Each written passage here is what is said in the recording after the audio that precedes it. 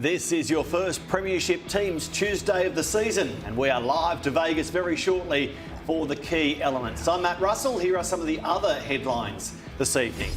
Puff and Silly, Parramatta fullback Isaiah Yongi referred to the NRL Integrity Unit after these photos hit social media. Out for sale, Mitch Barnett to leave the Warriors at season's end and head where? And in the name of the Father, and of the Son, and of the Free Spirit, Penrith's prayers answered as Nathan Cleary escapes suspension. Also tonight, Mark Spud Carroll is standing by to give us his thoughts on the day's news and hit us with his 2026 top 8. But first, we go straight to the strip where Jim Callanan is all over the team news. Jimmy, Newcastle play North Queensland to open the season. Consistency in the halves has been a real problem for the Knights. Who are they opening with in the 6 and 7 this year? Yeah, the big story has dropped here in Las Vegas, Matty, as we continue the countdown to the opening round. Yeah, it's been a closely guarded secret at Newcastle for several weeks. But yes, we can now finally confirm it will be Fletcher Sharp who joins Dylan Brown in the halves. However, even that has a twist. Dylan Brown will be number 7. Fletcher Sharp returns in the number 6 for Newcastle. So that is the starting halves pairing for the Knights. Fletcher Sharp has beaten out Sandon Smith from the Roosters, who's joined the club this year in a 4-year deal, to fill that role along Dylan Brown. And I guess if he went on that form of that second trial at Newcastle, where the team were very well beaten, they went scoreless, in fact, 28-0 down. They were beaten by the Bulldogs.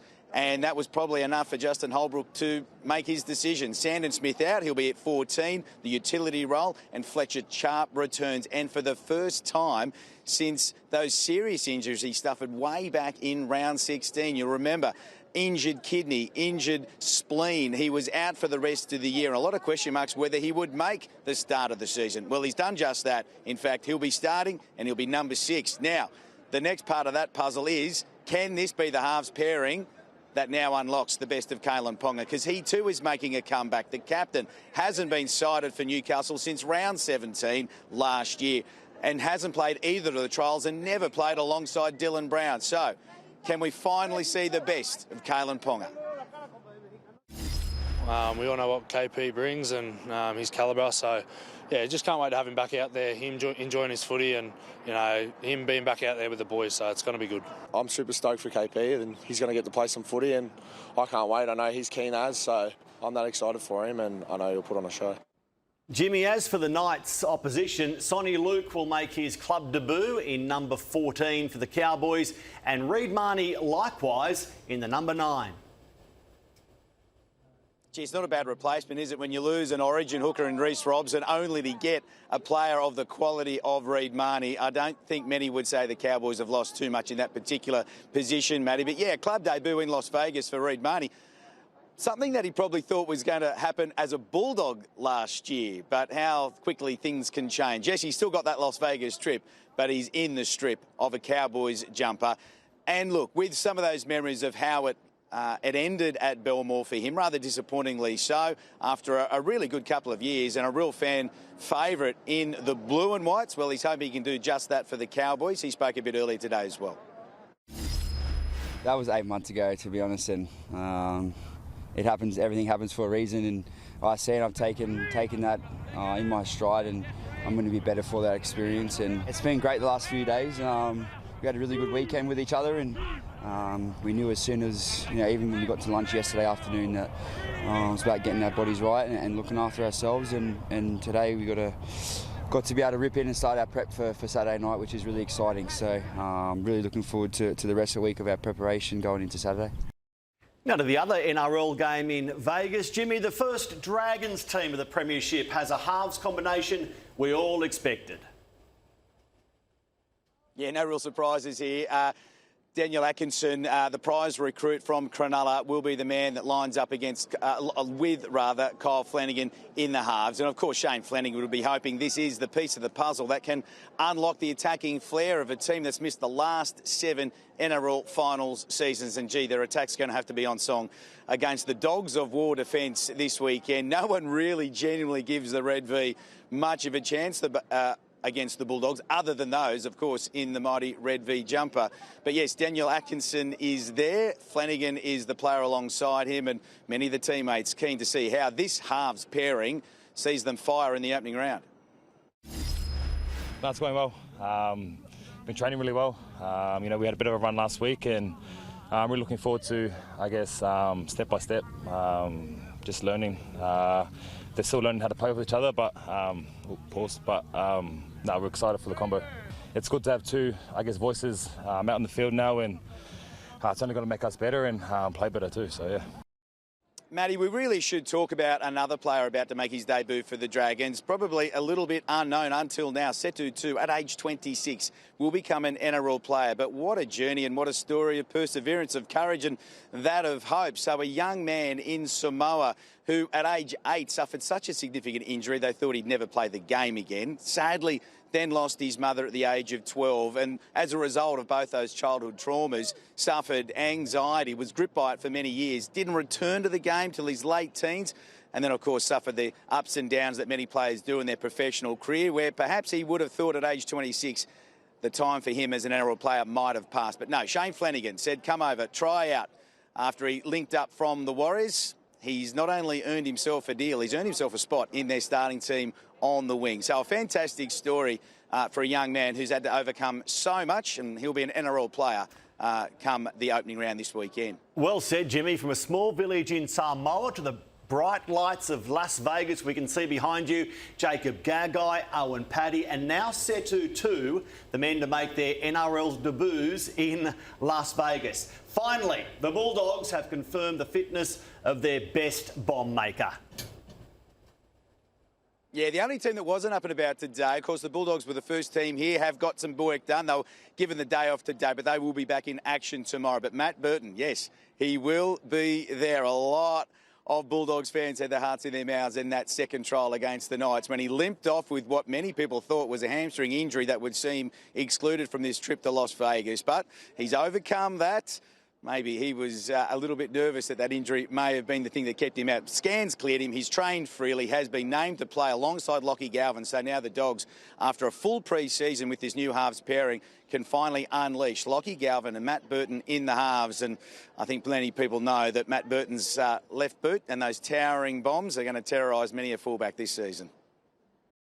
Absolutely. Good on you, Jimmy. Straight home to bed for you. We look forward to more tomorrow. Not everything is going to plan. A flight carrying Peter V'landys, Andrew Abdo, broadcasters and fans had to turn around an hour into the flight today, returning to Sydney to fix air conditioning issues. They'll get there eventually. Let's recap the teams that were out this afternoon. Knights skipper Kalen Ponga will play his first game since round 17 last year, now recovered from a foot injury. Centre, Dane Gagai and 5'8" Fletcher Sharp are also good to go. As Jimmy detailed, Sharp and Dylan Brown are the halves, while former Rooster Sandon Smith is the 14. Fletcher Hunt and Francis Manu Leilua are 18 and 19 in the new extended game day squad. At the Cowboys, Zach Labert's pre-season suspension sees Tom Chester play his first game since 2024. Last year was wiped out by a knee reconstruction. Edge forward, Helam Lukey is another back from an ACL rupture for the first time since 2024. Jake Clifford and Tom Dearden are the halves, with Jackson Purdue in the centres. Reid Marnie starts in the middle of Cohen Hess and Jason Taumalolo. Former Panther Sonny Luke gets the nod in the 14, while Griffin Neen and John Bateman crack the extended game day squad. Recapping Canterbury, Marcelo Montoya and Jacob Kiraz are there on the wings. 5'8" Matt Burton is good to go after that hamstring scare. Sean O'Sullivan's versatility ensures he is part of the match day 19. And the Dragons have Val Holmes, Hame Sele, Josh Kerr on deck. Jimmy detailed the story of winger Setu 2. It's Kyle Flanagan and Dan Atkinson in the halves. Playmaker Lycan King Tongia and Panthers recruit David Farley are the 18 and 19.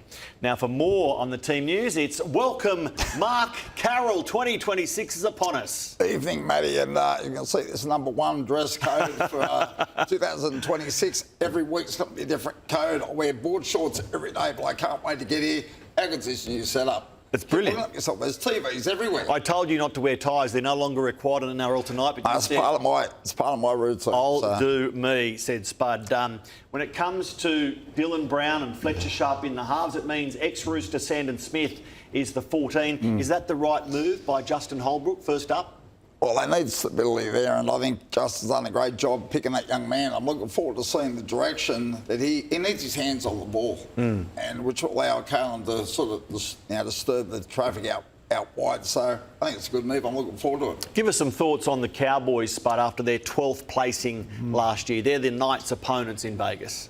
Well, to me, they're the hidden agenda. They're up the top of Australia. We don't really hear much about them. Mate, they can play. On their day, they can play. They're going to learn to defend. They've got a coach who's got a noose around his neck every game. So they won't make the 8. Who's going to get in there? The top 8 is going to be so hard this year. I think the Cowboys, they'll improve from 12, but not by much. Just around the corner, we've got Spud's top 8. It took him 8 hours to come up with 8 teams. What impact does the Setu 2 story have on you, Spud? From a small village in Samoa, childhood trauma on a couple of fronts. He battles away at multiple clubs, and here at the Dragons, a mature age debutant in Vegas. Isn't it amazing? I made my debut at 19, this young man, but the stuff he's had to go through, and just the dream, determination, the passion to play NRL. I think it's a great story, and I'm looking forward to it. He's in the bright lights. What a place to make his debut, Vegas. And what about the fact in the halves last year, so much noise around the Dragons 6 and 7. There was Lockie Elliott, there was Jonah Glover, camped in New South Wales Cup. There was Kyle Flanagan alongside Lycan King Tonga. They get Dan Atkinson and say, here's the 7. Kyle, you play 6. Does the noise around the Dragons halves drop in 2026? A tad. I'm liking to seeing Kyle at number 6. All he has to do now is concentrate on that number. Number 7's now taken over, but their forwards, there's some damage through the middle. Doesn't matter how good your halves are. If your forwards aren't laying platforms, we won't be talking about them. I saw you nodding in approval as I ran through the Canterbury Bulldogs team list. You like that lineup, don't you? Oh, strong, aren't they? Another year under the belt also for young Lockie. He's had a very tough pre-season. Burton there with his high kicks. Their outside backs are incredible, but their forwards, mate, they love hurting people, which they've got the best defence in the game. They've just got to turn their attack a little bit, and they'll be knocking on the door at the end of the year. I want your thoughts on some of this other news today as well, Spud. Firstly, the NRL has been made aware of images circulating of Isaiah Yongi on social media. The Eels fullback was pictured allegedly smoking a substance, with the Eels contacting the NRL Integrity Unit immediately. The 22-year-old played 1 game for Penrith in 2024 before moving to the Eels last season and playing 21 games at fullback as their Rookie of the Year. The Eels are yet to make a formal statement on the matter. Meanwhile, para winger Josh Addo-Carr will miss the start of the season with a broken thumb. The Fox had surgery to insert a plate in his left thumb after scoring in the Eels' win against the Roosters on Saturday. The 30-year-old flyer will miss the round 1 clash against the Storm in Melbourne, but hopes to play the Broncos round 2 the following Thursday. A bombshell from the Warriors this morning, with Mitch Barnett granted an early release from his contract. The Test and Origin front rower will depart New Zealand at the end of this season on compassionate grounds. Barnett revealed his return to Australia is due to his son's medical needs and the desire to be closer to family in Taree on the New South Wales mid-north coast. That's expected to attract interest from the likes of his former club, Newcastle, while Brisbane are in need of some firepower up front, with Payne Haas also leaving. Barnett is recovering from a knee reconstruction and due back in the early rounds. Nathan Cleary is free to play in round 1 after his father, Ivan, sensationally turned lawyer and got his son off the hook at the NRL Judiciary last night. Cleary disputed the grading of his careless high tackle on Penrith's game against West Tigers on Friday. In a 38-minute hearing, Cleary Sr. served as his son's legal representation, arguing Nathan's tackle was shoulder to shoulder with indirect low force to the head. After 12 minutes of deliberation, the panel agreed, and the 4-time premiership halfback copped a grade 1 punishment instead of the much longer 3-week suspension. So $1,800 rather than 3 weeks. He's already, resting on his laurels in there, I think. But yeah, definitely thank you to him. It's a big effort. Disappointing I had to put him through that little extra work that he had to do outside of his normal job. But grateful for his effort too. A big result for Penrith, who would have lost Cleary for games against the Broncos, Sharks and Roosters had Dad got it wrong last night. Now, Mark Carroll, should we see coaches represent players more often? You've got to listen to my argument here. Last night we had a panel of rugby league people being argued to by a 4-time premiership coach who had his own long playing career and a lifetime in the game. All that, in the right circumstances, surely holds more sway than a legal eagle suiting up. Should the coaches say, give me the precedent book and go with it? I think Ivan sort of proves a point that he'll be up for sale. So any club out there this year, mate, ring him up, get him on, because he did a fantastic job. He's got a bit of guidance. He won 4 comps. He knows how to play the game, and it's just one of those things. He's backing his son. I didn't think there was much in it. Be given 3 weeks, I think $1,800, perfect. Okay, the decision has been attacked by medicos who argue that it is a step away from protecting the brains. The Judiciary panel said otherwise because they said first contact was with the attacker's shoulder, minimal secondary contact with the head, and because there was no need for an HIA assessment. Nathan's feet stayed on the ground and no upward trajectory. So that's the argument there from the panel. The medicos were blowing up today to an extent, and you sound like you side with the panel.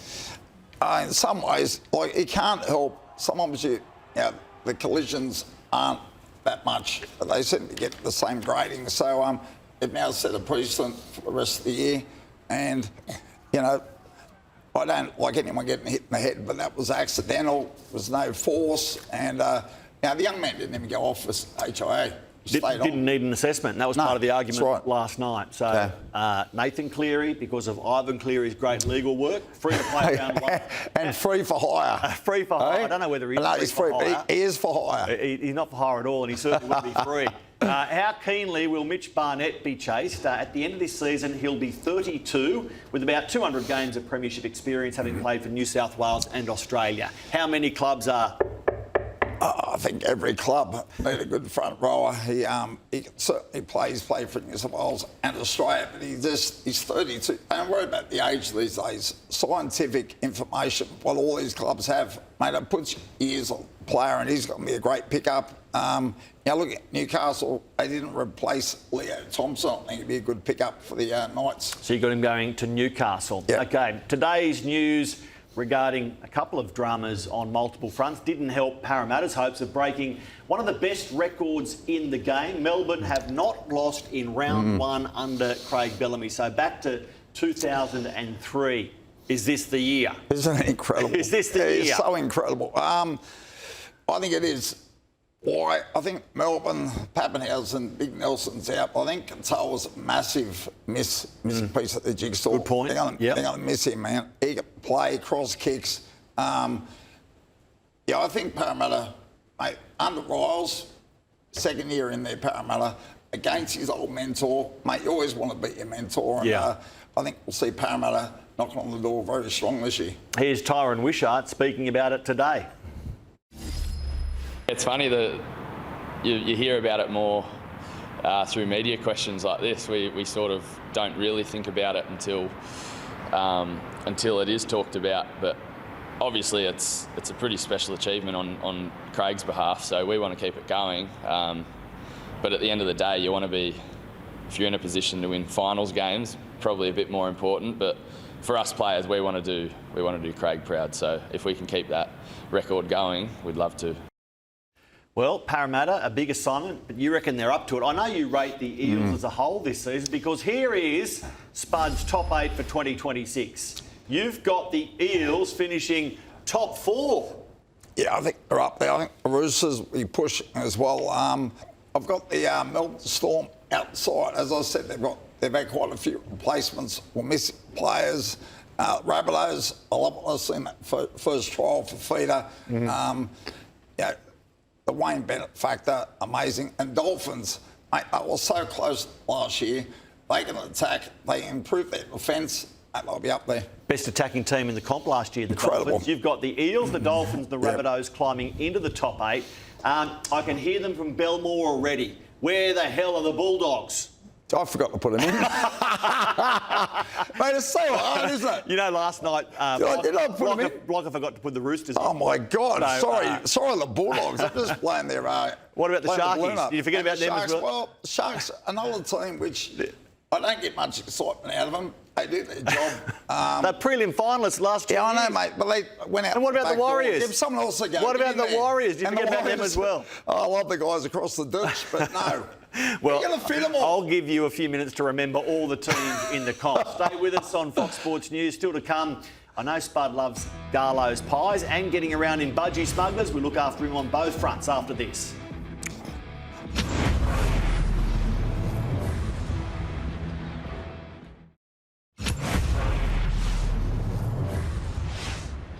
NRL tonight and foodies. This one is for you. Allegiant Stadium will have an Aussie flavour on the field and off it.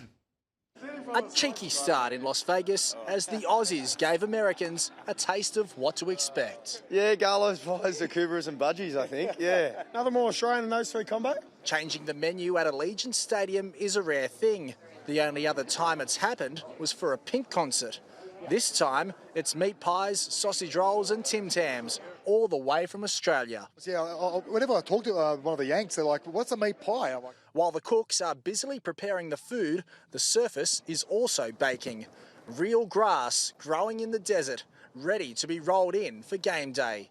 But it's all part of growing the game here in the US. The man tasked with that, bullish as ever. When you jump in the cabs and they're going, the rugby league guys are back. We love the sport, the excitement and everything. And people in the street are taking notice. We've got a Nines tournament on the Thursday and the Friday, but we're also doing a gala day, a school clinic with the Las Vegas Raiders on the Wednesday. So when we talk about grassroots, the game is growing. It's a week full of events. It's music to Adam Woolno's ears. The former Knight is now coaching the American National Rugby League team. They play Scotland this week. We've got players from the east playing from Boston, New York, Florida, but also from LA and Utah. So we're a real United States of American team, and if we can get a good win on the board and get that traction and get in and around the game on Saturday night here, I think Americans will love the game once they see it for the first time. It's great how the clubs embrace it as well. The clubs that come here, they immerse themselves into, again, the community. They do a lot of work, and we have to thank the clubs as well. As the players from the four clubs knuckle down and train ahead of game day, there's still plenty of time for fans to arrive in Sin City and soak up everything fabulous Las Vegas has to offer. And those numbers will only swell as we count down to kick off. Palazzo, we're going to today. We've only just started, haven't we? Caesar's Palace, we've been there too. The roller coaster. Oh, we did the roller coaster. The roller coaster was in New York, and trying to have a beer in most of the big name places and things like that. It's fair to say there's plenty for fans to sink their teeth into. In Las Vegas, Scott Jackson, Fox Sports News. Garlo's pies on the other side of the world, and this man loves a Garlo pie. What's your record for most Garlo's pies in one sitting, Spud? Well, firstly, how did we get a start in Vegas? Everyone's over there, and I'm so proud of Garlo. Fennel pastry, big on meat. Every time I eat Garlo's pies, 4 pies. 4 pies. Tomato sauce. 4 pies straight down. is a regulation Every meal time. for Mark Spud Carroll. How good is this promotion in its 3rd year, not just for North America, but all the watch parties that are being planned in pubs and clubs and houses back in Australia? It gives the start to a competition that other codes would die for. Where are you going to be on Sunday, Spud? Well, I'm going up to Woi Woi on my jet ski. I just picked one up from Lake and Valley. Morissette, so thanks, guys. You're too good. First episode and you're plugging. A couple of schooners of, guess what? Spud boys. I can't help Second place. Second place. I can't wait to see the start of this competition. Yeah. It's going to be a great start, and look out. Before we leave the US theme, Seattle Seahawks winning Super Bowl punter Sydney's Michael Dixon was back home today. Part of the promotion were a couple of cheer girls in Seahawks colours. See anyone you know in there, Mark? A very talented individual. Is that there she is. Carroll? I was wondering what she was doing today. She was all dressed up. I said, where are you going? So there she is. My daughter, she's absolutely stunning. Loves her profession as a dancer. Yeah. Yeah, they're doing a great job. Congratulations to you and Monique. Fantastic kids. Indy doing some great stuff. Back to league. Sea Eagles halfback Jamal Fogarty is excited to face his former club Canberra for the first time in round 1. While Fogarty is a fresh face at Manly, he's already had a big impact on young gun Joey Walsh. Yeah, it's obviously been very different. Lifestyle's completely different. Training days and schedules different to what I'm used to. The defensive system and all that. It's taken me a little bit. So it's kind of like a first day of school. Didn't know anyone at the club on a personal level, so a little bit anxious about meeting new people, new coaching staff and all that type of stuff. But the playing group here is very genuine and welcoming, which has been awesome. The same as the coaching staff upstairs. They've obviously made me feel very welcome, and even the admin side of things. So yeah, and then obviously the only pressure that there is, in my opinion, is the one that I put on myself. Obviously, got high standards within myself, and just trying to make sure I play my part and not let the team down. Obviously exciting to kick off the season here with a home game up against the old club. A little bit nervous and anxious, but also excited. Obviously, it's good to play them early in the piece. Obviously, if it's later on in the year, then there's obviously a lot more weeks talking about it. Also, to get it out of the way round 1 and crack on with the season is probably the best way for it to be. My goal this year is just to be playing some consistent footy, whatever grade it's in. I got through a full pre-season this year, so I think that's helped a lot for my footy, and yeah, the goal is just to be playing consistent. Yeah, I'm definitely in a pretty fortunate position. I'm learning off Brooksy, Fogarty. They're two of the best, most experienced halves, so for me it's honestly just buy my time, learn as much as I can from them and see what happens. Mark Carroll, the first team's Tuesday is done. Enjoy your 4 Garlo's pies. Yes. See you next Tuesday, and we'll see you tomorrow.